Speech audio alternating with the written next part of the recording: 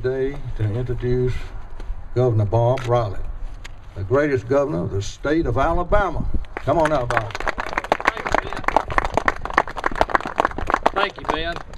And I want to thank, while I'm up here, Dick Bronson and the Lake Martin Lake Watch, the people that have fought for this quality standard for a long, long time.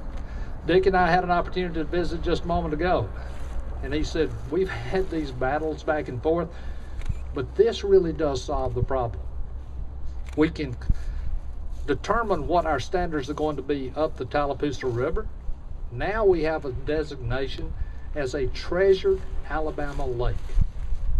A treasured Alabama lake, I think, reaches the point of saying, this is something so special, it's incumbent upon us to protect it, pass it on to that next generation. And that designation of a treasure really does sum it up in my mind of what we're doing here today.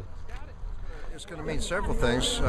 For the Lake Watch people, it's another form of recognition of quality that's here in the water right now, and it will help us preserve the quality of the water. It's helpful for those who live around the lake, knowing that they are on a treasured Alabama lake. It increases the value of their property, actually. You know, there are a lot of things that can key off of this.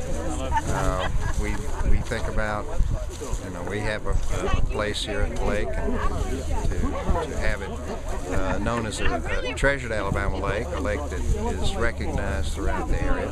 It'll also help us, we believe, in some of these efforts that have been underway for water coming into the state from Georgia, and it will give us an added level of protection, we hope, to make sure that the downstream impact of that is taken into consideration by the Corps or whomever will be doing that kind of thing. So there are several areas where we think this is going to really help the lake and Alabama.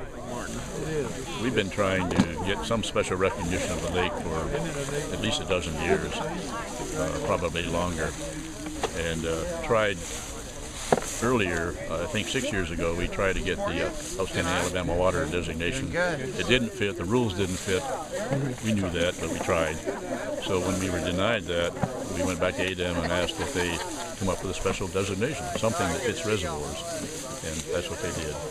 Got the governor back behind it, and Mr. LeFleur, the ADEM director, and the rest is history now. That was the easy part. Well, getting the designation, what does that kind of mean for Lake Martin? It will raise the bar a bit on water quality requirements. It will protect the lake from pollution from upstream and from around the lake, really. It probably will have a play in the water wars negotiations.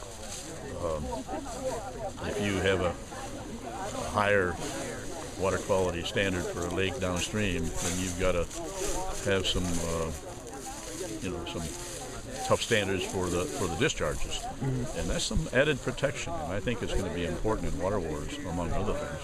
And it's just for the lake. Property values will go up, I believe. I believe that's a given, and it will protect the lake for generations to come. We'll also kind of give it another marketing point for folks moving to this Real area. estate folks are going to love it. You can imagine Marvin Wagner at the chamber just thinking, "Oh my God, what have we got here? Now we've got, we didn't just think we had the cleanest lake in the state. Now we know we've got the state environmental agency telling us and telling everybody that it's the cleanest lake in the state. So it's going to be a big deal." All right. This will be won't be known as Lake Martin in the future. It'll be known as Alabama's Treasured Lake. A little bit of play on words, but that has a nice ring to it, doesn't it? Thank you.